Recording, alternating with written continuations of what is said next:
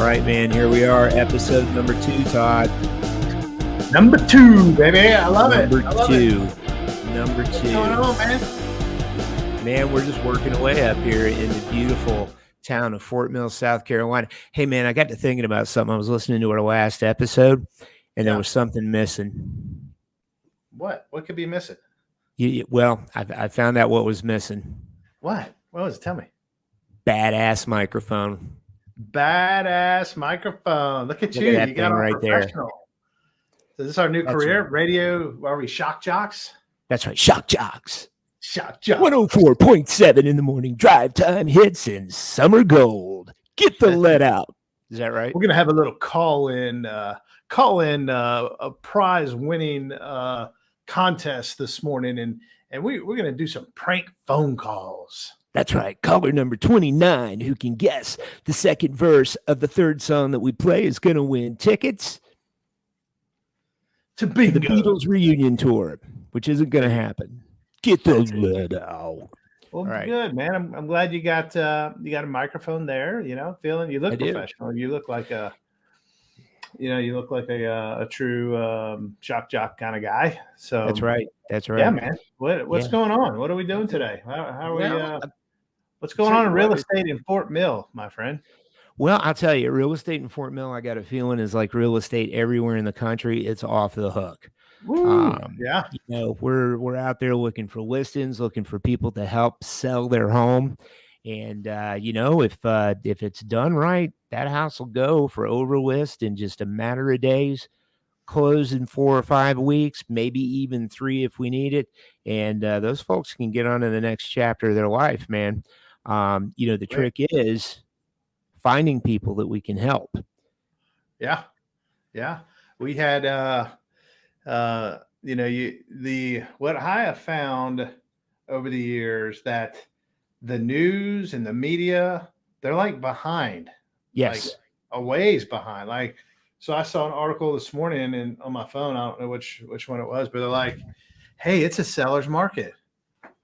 What? Duh. What? Really? About like the last, 3 or 4 years. Yeah, exactly. And every month and every day, it keeps getting more and more and more extreme. I mean, it's the craziest thing I've ever seen, Tim. I mean, you were with me the other day when we listed a house over here in a small town in our area in Atlanta. Yes, sir. And we had the neighborhood wrapped with cars for the open house. Right. By the way, agents, open houses, fantastic way to let the neighborhood know who's in town. Right. That's exactly right. So who's causing all that commotion down the street and why it's being caused? Yeah. And what we'll do on this, because I know we have hopefully we have some real estate agents listening. Hopefully we have people that are maybe looking to buy or sell listening, and maybe we just have people that just think we're super awesome and follow us everywhere we go and like to listen, right? That's probably the most likely situation. I say this is for real estate agents, and everybody else just stop listening because I'm just talking to them. That's right. Okay, good. So that's right. This is for real estate agents. But, let me say something in there too. It's for real estate agents, but think about it, man. If somebody is going to sell their house and they're thinking about selling their house, they got to know this stuff too, because they got to know the climate of the market that they're getting into. And the more knowledge, the more real knowledge that these people have, that the clients have, the better they're going to be able to assist their agent, and the better the agent's going to be able to assist them. And when I say real knowledge, it's knowledge from a show kind of like ours, or exactly like ours, that doesn't end with TV on it. Yeah, I love that. It's not 4 letters plus a TV. 4 letters. Okay. Yeah. I love that. And also, man, I like, this is for real estate agents. I feel bad. Like, I'm so thankful that we have our team and we've partnered with Place. We have so many people that specialize in one area of this job to keep our level of service at extremely high in this environment. Because I was thinking about this today. Man, just think if you were a one-man show real estate agent, having to balance life, then balance all the show. Like I called the guy today. I was calling, and we're gonna get into some of our calls today. It was fantastic. So I called. Oh yes. Today, and I was reaching out because we're always looking to grow and add more people to our team and provide more opportunities for wealth building opportunities for real estate agents. And he's like, man, I was like, so how are you doing? I don't remember his name, Fred. Let's say his name is Fred, right? He works with XYZ Realty. He says, I'm so busy right now running down the streets, hunting for houses and getting beat out. I don't even have time to think about where I'm at or what I'm doing or how my business is growing, right? So you have the single agent that is running from house to house, showing houses. And then on the offer that we had that we were talking about just a few minutes ago, 55 offers on one listing. We had neighbors around the block, right? Yeah. So on the seller side, how are you as a single agent keeping up with 55 offers? Luckily, I have other cell phones where the calls go because on the weekends, we're running and gunning with the fam. We got baseball going. I got 8 kids, man. So I'm like hair on fire all the time, right? And how these guys do it, God bless them, man, because they are earning their money for sure. I'm so thankful like that you and I have partnered, and we have our people behind the scenes helping us keep up with everything. We have a fantastic admin that creates this really cool Google spreadsheet. Heck yeah. For all of our sellers. So once we get the open house done, the showings are shut down, and our sellers are, they're making a ton of money, but there's a lot of things we have to go through. So expectations on both sides are really, really important for sure on the buy side and the sell side. But our sellers do need to be educated what's going on, right? What is really a good offer? And man, also just one more shout out, these for sale by owners. I don't blame them 100% to try and sell in their home right now. But I don't know, the feeding frenzy that there is, I don't know how they're keeping up with it. No, I don't either. To sell a large volume of homes and to be able to provide a high level of service, you got to have help, man. You just got to have help. I mean, think about this for a minute, Todd. I think you're the agent on that house that you guys just went under contract on, right? Yeah. 56 offers, yep. $51,000 over this price. 55. That was a shorter one. We had 80,000 a week before. Wow, 55,000, and you had 56 offers, right? Think about this, man. If you're the, you're a single agent and that's all in one weekend. So you've gotten this listing and you had to schedule your photographs. You had to make sure the photographs are good. You had to get it in the MLS properly. You had to do your social media marketing. You had to go put your open house together. You had to advertise that, let everybody know in the neighborhood. Then you got to start the open house, and then 5 million people come into the open house. And then later that night, you got 55 offers you got to dig through. Man, there's literally not enough time for one person to be able to handle all of those. And once you go under contract, what is it? 184 steps to close.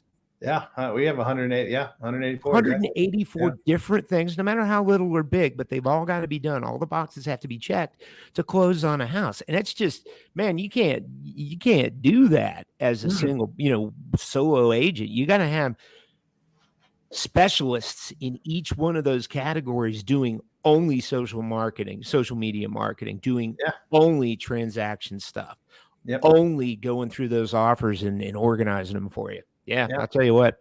So God bless them. That's all I can say. Absolutely, man. But yeah, let's, we just have so much to share, man. We could keep rambling on, in this market. You want to jump into, where do you want to go? I'll let you run the show, man. We want to jump into buyer issues these days, seller issues, phone calls. I'll tell you what, man, since we were talking about the listing and we were talking about the for sale by owner and we were talking about all the stuff you got to do as a listing agent, let's get into the listing side real quick and just talk about what it takes to be able to reap the rewards of this crazy market. Because believe it or not, you can't just stick a sign in the yard and you can't just stick it on MLS and forget about it and get 56 offers. There's actually, there's a method to it and there's a system to it. And the agents and sellers that understand this system are the ones that get absolute top dollar. Not one penny more could have been made on that house. Yep. 100%. 100%. So I think we should talk about that a little bit. pricing, three things we know sell houses, right? And all three things have to be right: the price, the condition, and the marketing. Wouldn't That's you right. agree? I agree. Yep. Even in this market, it's just not, even though it is unsustainable. One, we know that it is the most extreme seller's market we've seen, I think, probably in the history of the planet. Right. Correct. So what I do know with 99.9% certainty that you can overprice in this market. Without question. How can you overprice them? Well, here's the thing: is the pricing strategies have changed. Everyone who is working with an agent that's setting expectations properly knows that in all likelihood, they're going to have to offer over the list price, and they're going to have to come up with cash out of pocket. And we'll get into that in just a minute.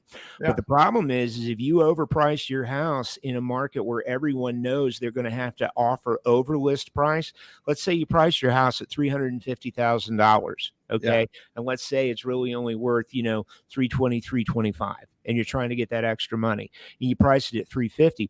Problem is somebody sees that 350 and they go, oh, man, I'm going to have to give them 375. I can't afford that. Yeah.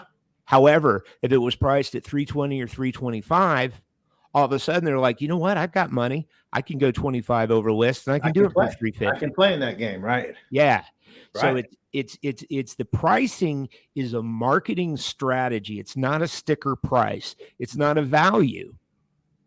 Wouldn't you agree? I mean, the listing price is not the value of the home. No. The listing price is a price that the seller and the listing agent agree on to get the most interest in that home. And we've gone from, putting a price out there. And I think I said this last week, putting a price out there, getting 97% of that as an offer. And now we're going to negotiate some repairs.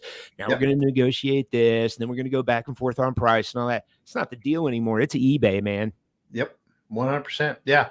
The value of the house is what the buyer's willing to pay for it. Yep. That's exactly where we are right now.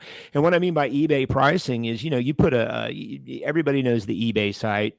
At least I think so. It was very popular. I don't know, man. That's kind of old. So I don't remember eBay. That may be before my time. Old people might still use eBay, but the deal is you got a younger crowd here, on Tim, there. So you might want to, correlate that to maybe Facebook Marketplace or something. Facebook Marketplace. Okay, let's call it Facebook Marketplace, where you're gonna sell your car on Facebook Marketplace, and you got to sell it fast, and it's probably worth $25,000, $30,000, and you put it out there for $5,000. Are you gonna sell it for $5,000? No, I don't think so. No. Those bids and offers are going to start coming in, and you're going to sell that car for exactly what it's worth today, which is going to be $25,000, $30,000. And that's where we got to get to with houses as well. And that's where we really already are. Back to your original question on the overpricing. You price that thing too high, people think they're going to have to come up with even more money, and they're just going past your house onto the next one that they know they've got money to get in the game with. Because I would say for most people, there is a limit on the money that they're willing to put into the game. Right? Oh, without question. We've seen corporations come in with no limits, right? So we do have corporations in the game. This market is something that, like, people that have been in for more than 10 years or 10 years or whatever, there's always something new in real estate. And not like there was never a time like 5 years ago, I'd be, oh yeah, I've come across everything, Tim. I did home inspections for 15 years, man. I've been in a ton of homes, right? Right. So but nowadays I'm like, I don't know. I mean, there's always going to be something new and different coming into the market. Nothing is ever predictable, Correct. So yeah, on the pricing strategy, the strategy that we use that has been so successful is to go in, list it at or just below where it should be, because one, we're going to track those buyers that do have the limited flow, that think they can play into the game, they can get into the game, and that will drive the price up. There's 100%, I can say it's 100% guarantee there's a zero chance that you will ever underbid a house in this market right now. There's a $300,000 house, you can list it at $100,000 and get it bid up. Yep. I know that probably doesn't make sense. If it's 300, obviously you wouldn't go to 100 because that would be silly to create all that chaos. So you're going to get it closer to where it needs to be. However, condition is still important. If the condition is not so important on the home, or if the amount of extra money, because this is ultimately this is money that the sellers are not considering, right, or expecting to get, because you really have no idea what at the end of the day you'll get in this market, right? Right. So the money that is coming in, if if there is not money, or there's just not effort or want or angst to do the things that they do to get the house in tip top shape, then we adjust that accordingly to still generate that feeding frenzy right now, because it's a demand issue is what we really have. We have a lot of other things going on in the world that maybe will slow things down a bit to create a reduction in the speed or the veracity at which things are going. But right now, and I know like some people are like, well, hell, I'm not buying a house now. I got to do all that. That's no fun. I don't want to overpay for a house, right? But are you really overpaying for a house? You can't. You can't. You can't. Can you tell? Why cannot we not overpay for a house, Tim? Well, the prices are worth exactly what someone will pay for them right now. And to Yeah. overpay is suggesting that you're spending $350,000 on a house that you could have gotten for $325,000. And Yeah. that's just not the case. You're winning that auction, if you will, at $350,000 because you're willing to pay a couple of $1,000s more than the next guy who was probably at 348. Yeah. And then also, I didn't mean to interrupt you. Did you have something to say? Nope. I think I was going the same place you were. Go right ahead. Okay. And also the value, if we talk about, so what, when we're working with buyers, what is a big, once we set the expectation that they're going to need a lot of cash to play in this game right now, right? Even though this is a market that they need a lot of cash in, but we have some fantastic tools that we utilize on our buyer presentations, right? Through Place and through our buyer presentation that shows you, and we did that calculation last time, Tim, right? With the magic calculator. Of the value of homeownership with the magic. Now you see me, now you don't. Huh? The magic. Shake and bake, baby. That's it. That's a movie that Tim likes. I've never seen it, but yeah. If we talk about interest rates, right? We talk, oh, it was me. The interest rates have just gone up. I called a guy this morning. We made a phone call or two today this morning, right? And the guy's like, yeah, no, we're not moving anymore. The interest rates have gone up, and I have no place to go, and we can't afford to move. All these kinds of things, which I'm not downplaying that at all, right? The whole moving process is more than just making a lot of money on the homes, right? And we focus on that because that's what people hire us to do a lot of times, to guide them, to be that constant force in the transaction that's knowledgeable, and that is their right-hand man, person, woman, whoever you are, to guide them and get what's best for them and their family. And sometimes it's not money, right? Right.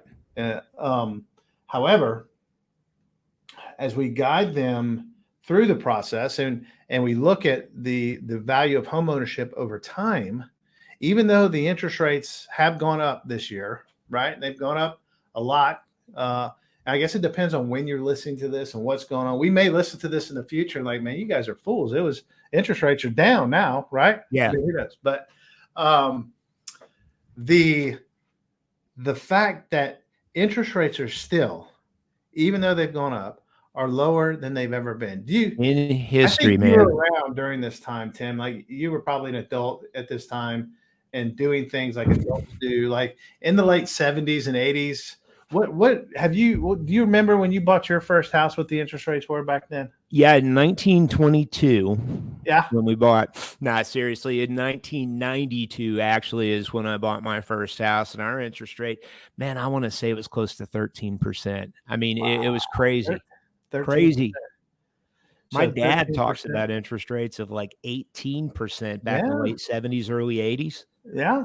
I've heard story. Actually, our fearless leader, Mr. Gary Keller, we were with Keller Williams, right? So absolutely, he tells a story while he started in real estate in the 80s. I think they were 18%, right? So now we're like at high fours, maybe low fives now, And I bought my first house in 1998 because we're way younger and we're living a life. And Let's see, 98 minus 92, carry the knot. 6 years. Yeah, that's way younger. way, Way. You say way. way. It was 9, and I didn't even realize this. It didn't matter to me, bro. When I was buying that first house, we were young and eager, just got married, we were in love. And That's right. by the way, I'm still in love.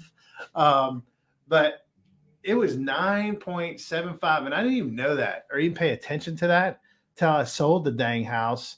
And I was doing what the smart real estate agent you're supposed to do, as I counsel my sellers, is to clean out all the stuff. Let's declutter. Let's get it the rooms to look bigger. And I found the paperwork. I'm like, holy crap! I had no idea. Yeah. You didn't know. I didn't know. I wasn't paying attention to that kind And of the stuff. homes are going to appreciate, even though the interest rates may be going up. So they're still historically low. And hey, guess what? Do you think they'll ever go back down? Maybe. Maybe. Maybe not. Maybe. We don't know. Here's the thing: we don't know. Will they go back down ever in the recorded future? Probably. Are they going to go down anytime soon relative to us? I do not believe that at all. No, I don't think they're going down. No, they're not. But over a down. 30-year period, history changes, and you can track and you can see. So, looking at the whole picture as a buyer, right, I think is really what should make the decision to determine whether or not they should be in the game to buy right now, right? Mm-hmm. Not just the finances, but looking at the whole value of the investment of the property, because it is a big investment. And Todd, another thing that I hear from buyers too is, well, we don't want to be upside down. We don't want to be in a house that's worth less than we bought it for. And that was a concern, 7, 8, 9 back then, 07, 08, 09. I mean, back then that was a real concern, but not so much right now, because, even if I just did a quick calculation on my magic calculator, I did. A calculation? My calculation says that on that $300,000 house that we're talking about, 10% down with an interest rate of 5%. We're not there yet, but we're getting close. 4.95, I think. And if you guys are listening, it's today is the March 31st of 2022. But even if you had a 5% interest rate, even if the value of the home increased by only 4%, 16% here in Charlotte, in the Charlotte metro area last year, 16%. Yep. So even if it only went 4%, and 4% is the 30-year average, including all that downtime in the the late aughts, as my grandfather would say, 09, 08. Even with that in play, you're still increasing your wealth by $18,934 in 1 year, just by making those mortgage payments on the $300,000 house with a 5% mortgage. Now, if you're renting, you've increased your wealth by exactly nothing by making your rental payments, right? Mm-hmm. So there's more to the value. There's more to wealth building than the increase or decrease in value of a home. I'll go out on a limb and say I don't think homes are going to decrease. I think the rate at which they increase is going to slow down and level off, but I don't believe there's going to be a decrease in value of the homes, barring some extreme circumstance that we can't even imagine on the horizon right now. Right. No, I agree with you. It's gonna take a while due to all the other things that we've had. We have never truly got caught up in our inventory from 08. No. When we had the last downturn in the market. And I saw an article this morning. It says the average home sold in the month of February across the United States, the average sale price, it used to be I think it was in the 300s or maybe 400s. It went up to $511,000. What? I did not read that. Are you serious? National average? It increased 25% from 1 year. Holy smokes. So the only things with inflation rising, the things that are going to cool the market, the prices are not going to go down because it's a supply and demand issue, right? Right. So the thing that's going to cool the market potentially could be consumer confidence, affordability, and then the inflation, right? That's exactly right. Hey, I just did another calculation while you were talking about that. Calculation. Even if home values, like in our area, were 16% last year, even if they just did half of that this coming year, that the average home value grew at 8%, just half that number of 18,000 I gave you a minute ago. Yeah. Even with the 5% interest rate, your wealth will grow $30,376 in the next 12 months by making your monthly mortgage payment with a 5% mortgage and the market growing at half the rate that it did last year. Bro, so that's it. Like, even if we don't have 2% interest rates anymore? Even if we don't have 2% You mean we interest can rates still anymore. grow wealth with real estate Absolutely. at 5% interest rates? That is correct. So we should buy something now. We should buy something now. We should. I'm Let's always go do it. looking to buy. Anybody has a home to sell, we're flipping, we're fixing, just to add there. Anyway. Yep. Yeah. And you know what, too? Also, rental rates. Rental rates have gone up 17%, Tim, nationally. So, man, if you're a renter and your credit score is above 640, you're going to save yourself a ton of money if you go buy a house right now. That's right. Right? So, yeah, man, that's crazy. And you know, we focus on, you know, a lot of, you know, with the news and all the stuff that's always going on. There's always just the negative stuff, right? There's always negative stuff out there, and I really don't choose to be in that negative world. So no matter what is going on, the pressures on real estate, there's always opportunity there. There's always opportunity as real estate agents to, because you know what, when I first started this business, you know what I did? I was a short sale expert, my friend. Or that's the logo I had, right? Were you really? I was certified, man. That's all we did. I ran all over town getting wet signatures and hand delivering contracts all over the place. Oh, man. They wouldn't do fax. They wouldn't do email. It was crazy. Had to be wet signatures, man. So for us real estate agents, stay focused on the prize, set goals, hold yourself accountable, or get involved with people that will hold you accountable. Attach your daily activities to your goals and keep an eye on it. Head down, laser beam focused, and you will find business out there. I talked 100%. to a lot of agents. Tim, and a lot of agents are selling houses right now. Oh, hey, we sold more houses last year than have ever been sold in the history of real estate. We, meaning the real estate industry, according to the National Association of Realtors, we sold 6 million homes last year. That means there were 12,000, or excuse me, 12 million. There's a couple of them anyway.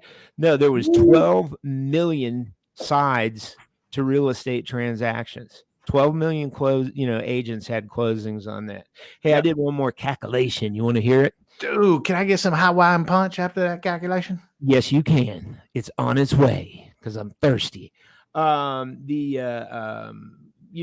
got rents in this area, $2,000, $2,100, $2,200 a month. You guys see the same thing there? Oh yeah. Yeah. Well, guess what you can do with that with $1,902 of that $2,200 rent. You want to know what you can do with it? I don't know. Go to Chuck E. Cheese. You could do that, and then with the remaining $1,700, because you're going to spend $200 at Chuck E. Cheese because your kids will go crazy, you can buy a $350,000 home at 5%. And if the market only goes up half of what it did last year, you're going to increase your wealth by $30,000 next year. Woo! So you want to rent or you want to buy? Hey, and I'll tell you something. I got a sneaking suspicion that a lot of people are renting places that like aren't the greatest. In other words, it's not their dream home, right? Sure. So, if you're renting a place, it's like, meh, why not buy a place that's a little bit better than meh? Start growing your wealth, and in a few years, take that wealth you've grown, buy a place that's even more above meh. Keep the first one and rent it out to somebody else. Is that in Fort Mill, or where's meh? Meh. It means like Eh. They know what I'm talking about. I That's know right. what you're Hey, talking two other things, man, before we get off of here that I think are very important for listing agents and for sellers. Oh, sellers, please, please, please pick up on this. Two other things. We talked about the price. Second thing is condition of the home. Yeah. The home, even in a seller's market, you have to understand how important it is that the home is in tip top condition, because what's going to happen is if you have two similar homes in the same neighborhood at two similar prices, and one is a 10 and the other is a 6, the 10's selling first. Yeah, And if all day another long. 10 comes on the market, that 10's going to sell first. So, when you go out and you go buy a gently used automobile, right? Mhm. You want one that's been detailed, that's clean. It doesn't smell like the last guy's cologne, right? Yeah. And the same thing with people's houses. They want to know that the house was cared for, and they want to know that it was that it was cleaned and taken care of, and it's clean, and they can just move in and start living. And your price is going to be affected by that. Would you agree with that? Oh, 100%. That's just pure buying. Like you said, if you go buy a used car and it's got a crack in the windshield or a flat tire, you're not going to pay just as much as the one that's in tip top shape next door to it, are you? Mm-mm. No. Mm-mm. It's And I hear, how we and buy. I've heard from people, before. It's like, well, it's a seller's market. If they want to buy it, they'll pay for it. Nah, they're not. They won't. Yeah, they're not going to do that. They still want to find what they think is a good value. We talk about good deals, but what they want is a value. And if the house is not in a condition to present as a 9 or 10, that value is going to start coming down. Mhm. Last thing is the marketing. How important is marketing in selling a house, Todd? Oh man, it's huge. It's huge. Presentation. And by marketing, I mean, what, you just take a picture and put it on Facebook and then just wait? Yeah. You walk around with your iPhone, take a shot, maybe. No, you get somebody that knows how to do it very well. Yep. And it gets the house in a condition. It is the curb appeal, the drive up, like the wow factor has Mhm. to be there. Because, like, all right, I'm gonna go into the mind for just a minute, Tim. 1 second. If you go into like, just say if you go into, let's say, a home, okay? I was gonna say a car, but let's say a home. So if you start walking up that home, that sidewalk, and it needs pressure washing, and there's wood rot at the front door, and there's cobwebs and spider webs, where does your mind go? So you're picturing that in your head right now. Where is your mind going? My mind starts going cha-ching, cha-ching, cha-ching. It Cha-ching. starts adding up the money that I'm going to spend Yes. after I spend all this money on the house to get it up to the condition that I want to live in. And Yeah. And you're like, oh, spider webs. Oh, well, I got to fix that. Oh, and then so subconsciously in their mind, they're looking for everything that's wrong with that house. right. So the marketing, the presentation, the curb appeal, the ability to get it to way more people at a quicker amount of time, because everything is instantaneous these days. Mm-hmm. So if you don't have a team of experts to be able to get that house out and get it marketed globally, not just in our little area, but all over the globe in a millisecond, then you're missing opportunities. Right. You're missing opportunities. And Todd, is there really any point in advertising homes for sale in other countries? I mean, why would somebody in another country be interested in a home for sale in Charlotte or Atlanta? Huh? Because this is America, man. It's a That's fantastic right. place to live, man. That's exactly Goodness right. gracious. The number one buyer was from a very large country on the other side of the globe in the United States last year. That's Right? exactly right. So we That have is it. people coming in, like, what's going on in the world. Like, Charlotte is a beautiful place to live. Georgia is a beautiful place to live. We have freedom. We have the availability to grow businesses, to be with different people. That's what makes it the melting pot, which makes it so attractive, is the freedoms that we have to live here. And not only 100%. just the freaking awesome places that there are in America, right?